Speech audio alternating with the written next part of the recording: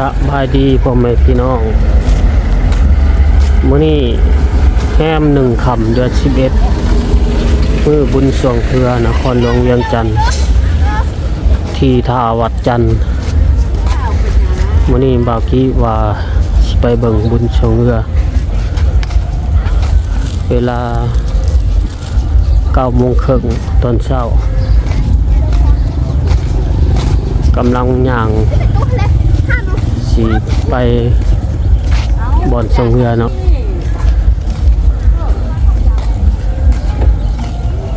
เอากี่ย่างมาแต่พุ่นเด้อทางดอนจันทน์ตอนใต้ย่างขึ้นมาบ่อนเพิ่นช่วงอยู่หน้าวัดจันทน์เนาะ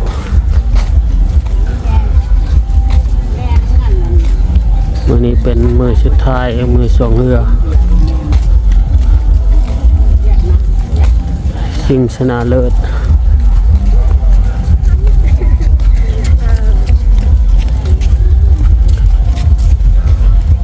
แม่เพิ่นนี่เบิ่งว่าช่วงบ่กางจ้องกางคันห่มสิไปเบิ่งเรือช่วงบ่นี่มีหลายคนก็มักมาเชียร์ได้พี่น้องเอ้ยมักมาเชียร์อยู่สนามเลยเนาะมันจะม่วนจะมันก่อนเบิ่งถ่ายทอดสดอีกเนาะ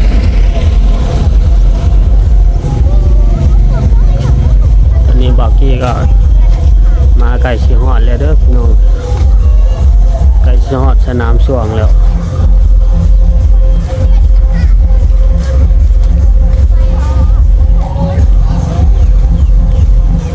ตามเบิ่งน้ำกันนะเอามาฮอดสนามแล้วเด้อพี่น้องเลย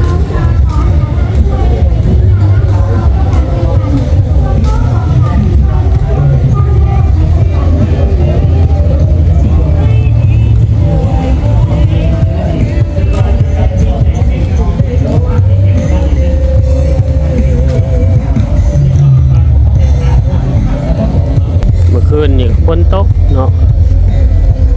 เวลา 2 โมงกลางคืนสิแจ้งฝนตกพี่น้องเลยแห้งเติบแต่ว่าบ่โดนปานใดแล้วก็เศร้า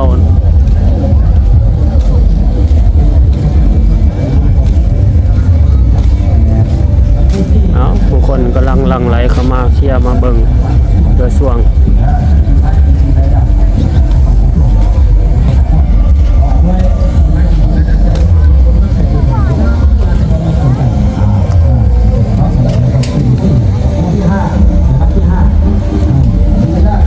เป็นช่วงจะมือเดียวนี่เด้อพี่น้อง2 มือสุดท้ายแล้วเลยเนาะวันนี้มีเจ้าทีมวันนี้เมื่อสุดท้ายมีทีมจากไซน์จากว่าต่อไป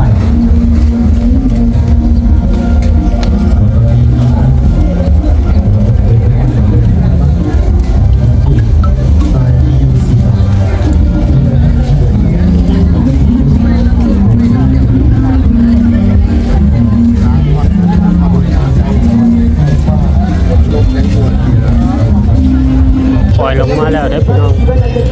โอตะบิดเนาะอีหงแม่หญ้ากับยังเกาะ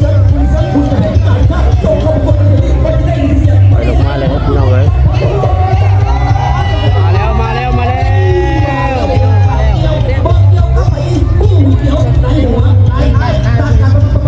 ระยะทางประมาณ1 ลักเนาะตั้งแต่เขตปล่อยลงมาหาเส้นใจ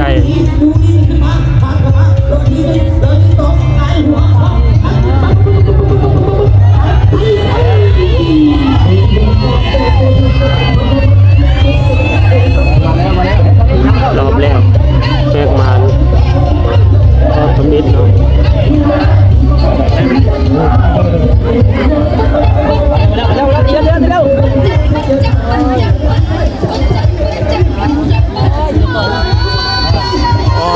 ลำบักใหญ่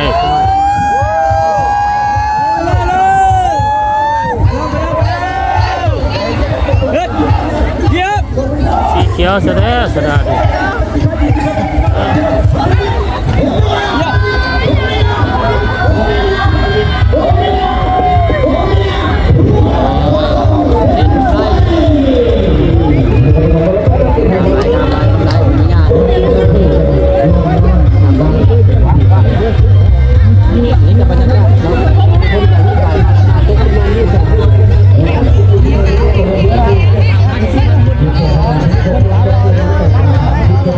บรรยากาศภายในบุญเสืองเรือคนก็มาเบิ่งมาเสียแดดแดดพี่น้องเลยมื้อนี้หลังจากเมื่อคืนฝนตกตอนเช้าก็แดด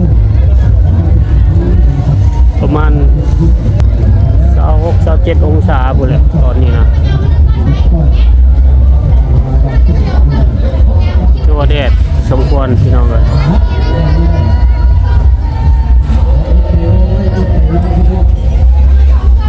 แคบน้ำ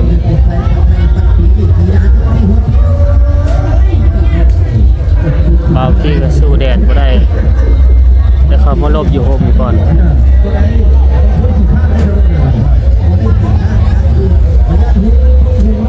เปิดก็เริ่มปล่อยเรือลงมาแล้วคู่หนึ่งเนาะพี่น้องเป็นเรืออีหงเมญาจักกับบริษัทดังกระดึงที่นำประทันเนาะบรรยากาศงานบุญมื้อสุดท้าย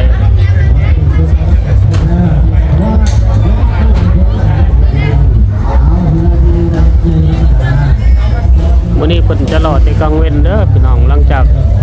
ค่อยคำลงแรงมาแล้วเป็นปิดฤดูกาลเนาะปิดงานบุญกลับบ้านกลับซอง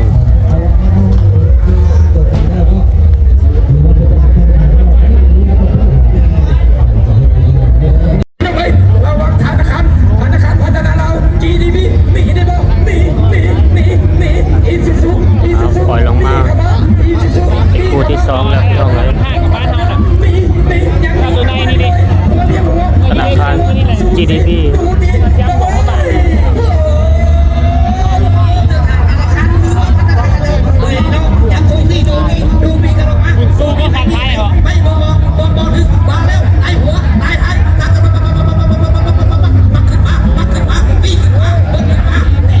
GDP นำหน้าแล้วห่างกันหลายเติมสู่ GDP บ่ได้ดอก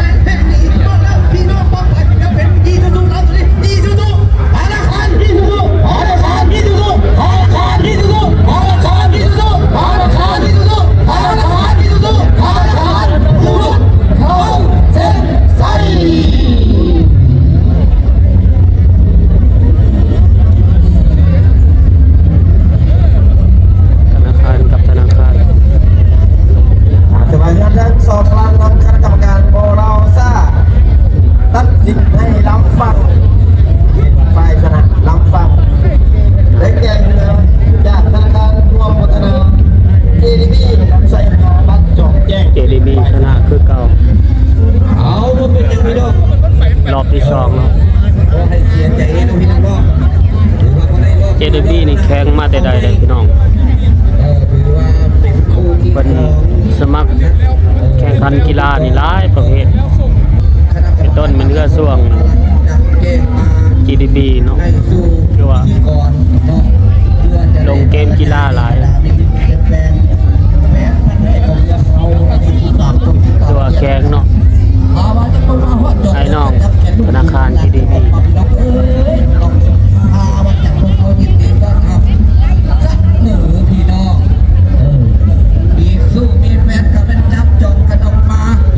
บูธเพิ่นก็นี่เด้อบูธธนาคาร GDP ไอ้น้องเพิ่นก็เตรียมงัวปิ้นผู้ใดพี่น้องเอ้ยเตรียมลงงัวปิ้นผู้ใดเลี้ยงข้าวเลี้ยงน้ำ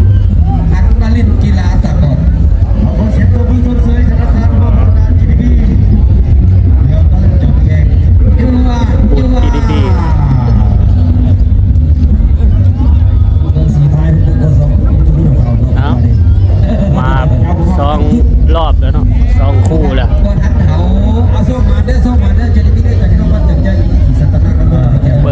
ชนะอยู่แล้ว GDB เก็บพร้อมทุกอย่างไอ้น้องเฮาก็เข้มแข็งเนาะ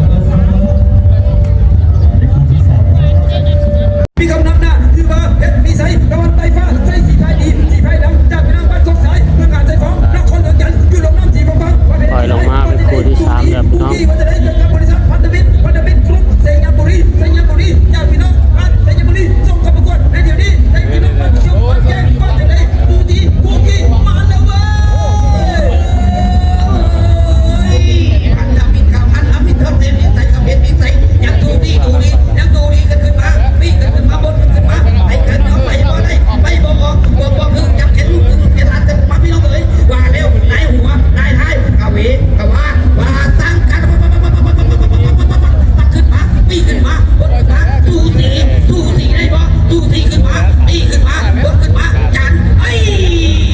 เรื่องอีกไม่เป็นสุดท้ายกันนี่ไอ้หลังคนที่ตัดเชือกว่าจะเป็นมันจะเป็นปุ๊บหรือว่าเป็น สู่ทางนอกบ่ได้นะ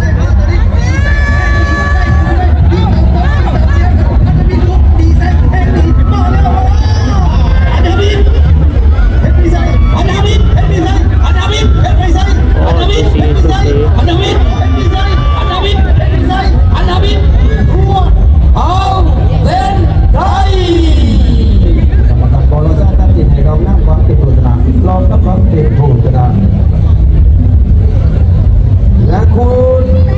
ที่5ตามตารางเนาะเป็นการพบกันระหว่างบริษัทพันธมิตรกรุ๊ปแห่งเรือพลีไซสีไฟที่จากน้องบ้านตัดเกี่ยวกับระบบเด่นจากที่น้องนำวังผมจะเป็นพิเศษตะวันใต้ฟ้าใต้สีไฟจากน้องบ้านโพธิ์ไทยเมืองหาดใส่ฟองนครหลวงจันทร์คณะกรรมการตัดสินออกมายังเกณฑ์ในการมีทีมมาแล้วในแก่เฮือ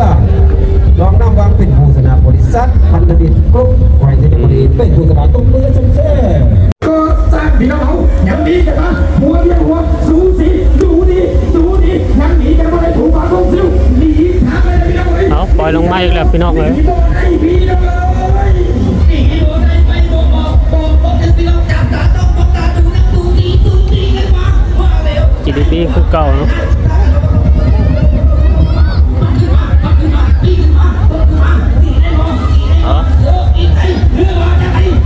GDB เข้ารอบ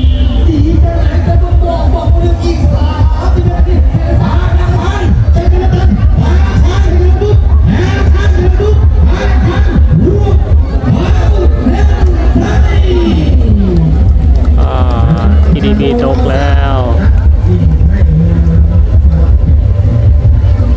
GDB ตกแล้วพี่น้องเ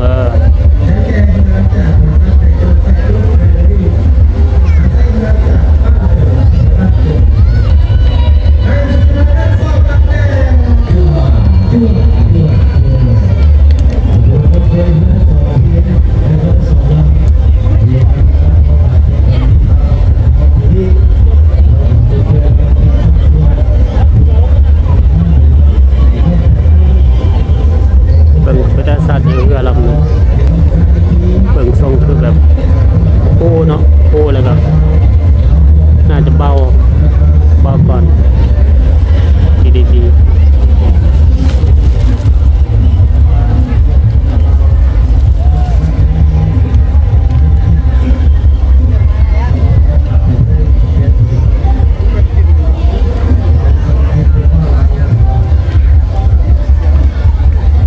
เบิ่งชงน่าจะเบาก่อน GDB จมก่อนเนาะเข้มจมก่อนมีส่วนเลยพี่น้องมีส่วนนี่ให้ต้านน้ำบ่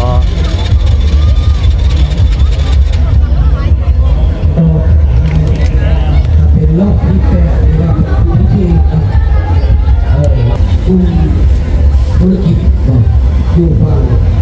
อันนี้เป็นคู่ที่8ระหว่างที่จะใครจะเป็นใครพี่น้องตามตาดูกันก็หมอเรือทั้งคณะกรรมการเขายื่นเรือไปแล้วจะเป็นทัพธุรกิจหรือว่าจะเป็นพิล่าจะเอาชนะได้หรือเปล่าในติดตามชมติดตามเชียร์กันเลยผู้เสียที่บุรีที่ใครบ้านตัดเที่ยวได้ที่ใครบ้านตัดเที่ยวได้เรื่องมันโอเคเลยแต่ที่เราไม่ทีวันนี้เราไม่ได้พวกเราเราจะทำกันได้ที่ว่าจะได้ที่เรานั่งรถปัจจุบันนี้เริ่ม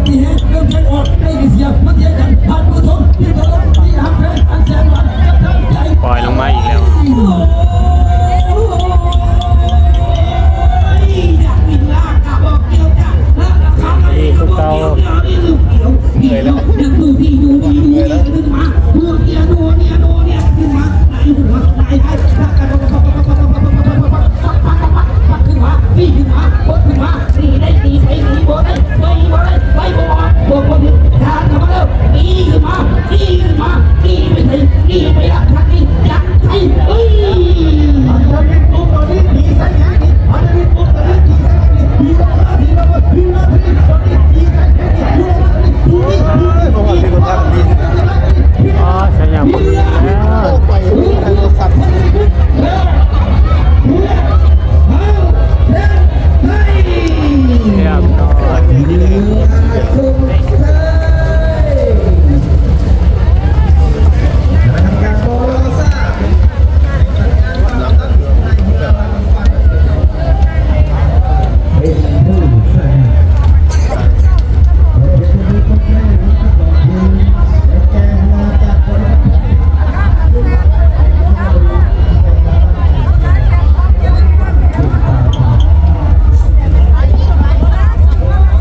ฟังชนะ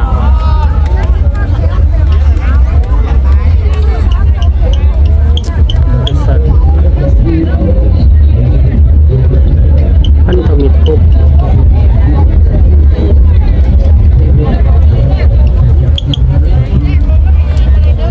เพื่อพันธมิตรกรุ๊ปชนะพี่น้องเลย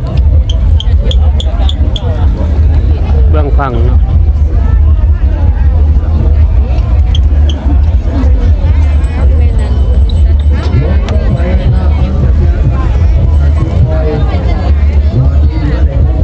เรือลำใหญ่55 4 พาย เอาจวดจวดให้แล้วมั่ว พันธมิตรกรุ๊ป เอาขอให้น้ำบอกเรือเป็นเรือที่เราช่วยเลยเราจะบอกเรือประหยัดเวลาช่วยกันนะพี่น้องอย่างนี้ก็คือว่าเขาจะต้องชอบเลยเนาะเอาขอให้เรือทั้งสองลำนี้เข้าถึงเรือเป็นช่วยเลยเพื่อว่าให้เสียเวลาของที่เป็นของเรือเราไปติดตามตัวติดตามเที่ยวก็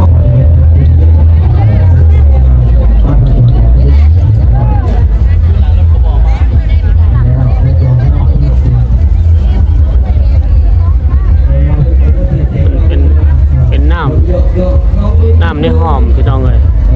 ผมไม่น้ำของแท้เด้อน้ำจะเป็นห้องเป็น นำมาขึ้นไปสู่ชุดปล่อยเลยเนาะ เอาเก็บแขนนี่ให้พวกเรา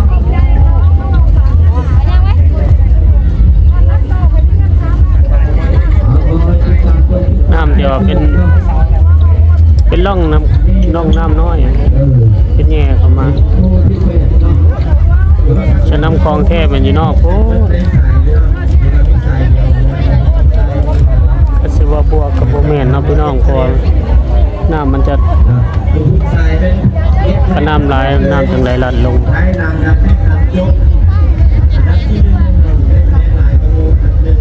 น้ำบกกับน้ำขาดเป็นวังเลยเนาะเป็นคุกเป็นวัง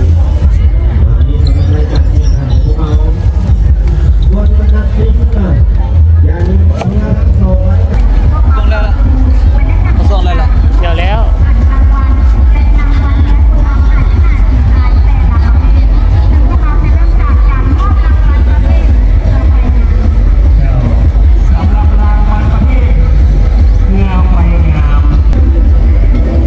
เปิดกระทรวงแล้วเลยพี่น้องเลยบางทีก็มาประทันหอบซิ่งชนะเลิศเนาะเป็นมอบรางวัลแล้ว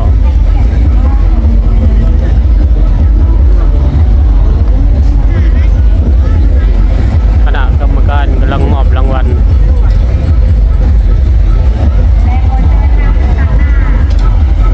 บรรยากาศภายในงานเมื่อสุดท้ายเนาะ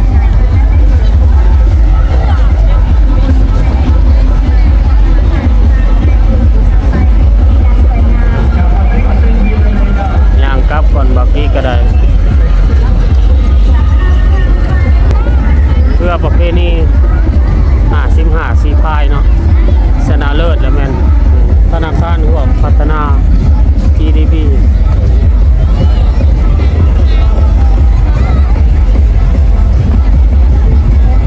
ธนาคารพัฒนา GDP ครองอันดับ 1สำหรับ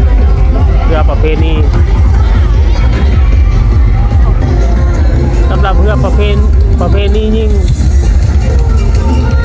สำหรับเรือประเพณียิ่งละแมนบริษัท 3D เทพนครบ้านฐานาเนาะ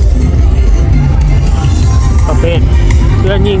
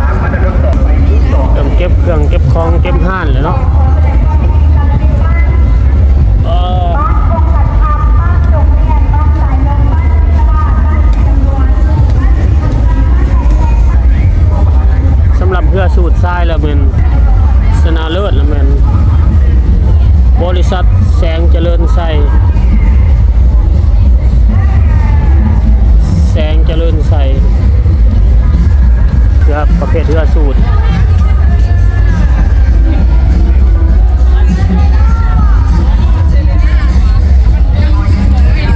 คือว่ามี3ประเภทจะมีประเภทเรือประเภทนี้ทรายประเภทนี้ยิงแล้วก็เรือสูตรสำหรับเรือสูตรนี่แม่นมีตั้งแต่เพศทรายเด้อพี่น้องเพศยิงแล้วมีตั้งแต่เรือประเภทนี้เนาะเอาถือว่าจบไปเป็นที่เรียบร้อยสำหรับปี2025นี่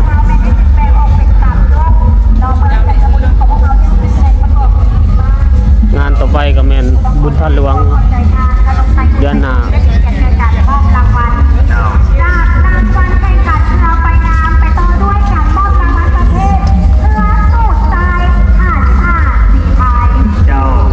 สำหรับรางวัลประเภทเงินสุดไซส์55สีพายรางวัลที่4นะครับรางวัลเงินสด20 ล้านกีบได้แก่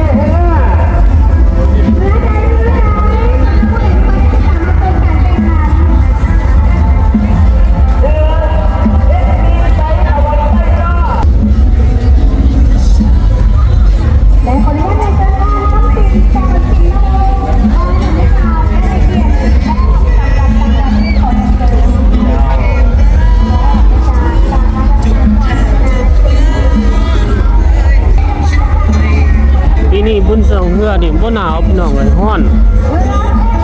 แดดบางทีก็บ่ไหว้ตอนสวยเนาะกับมานอนแดดโพดว่าสิมาเบิ่งรอบชิงชนะเลิศแต่บ่ทันเป็นช่วงแล้ว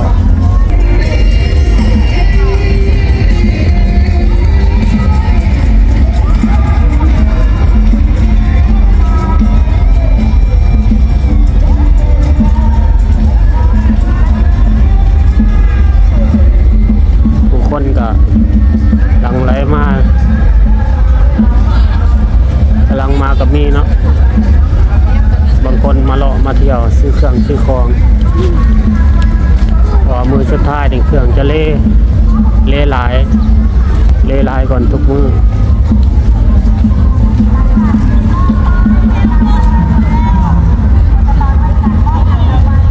บางทีนี่ซื้อแต่เครื่องดื่มโปรโมชั่น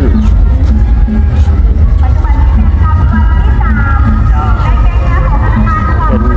น้ำผลไม้เป็นนมอะไรเนาะพี่น้องแนวมีประโยชน์เสื้อผ้าอื่นก็บ่ได้ซื้อ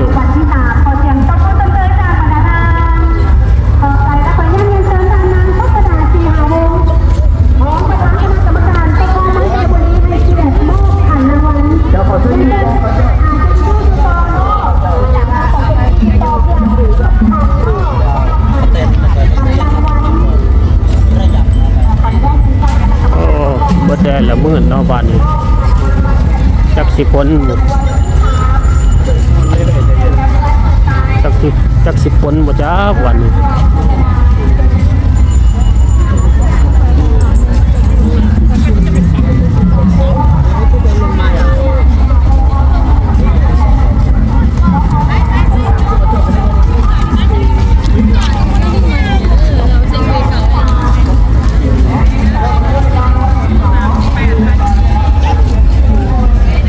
กำลังย่างกลับเนาะ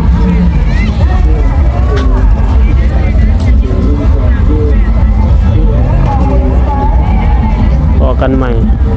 บุญท่านหลวง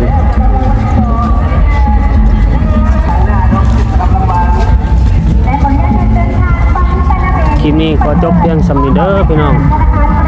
พอกันใหม่บุญท่านหลวงคลิปนี้บากี้ขอกล่าวคำว่าบ๊ายบาย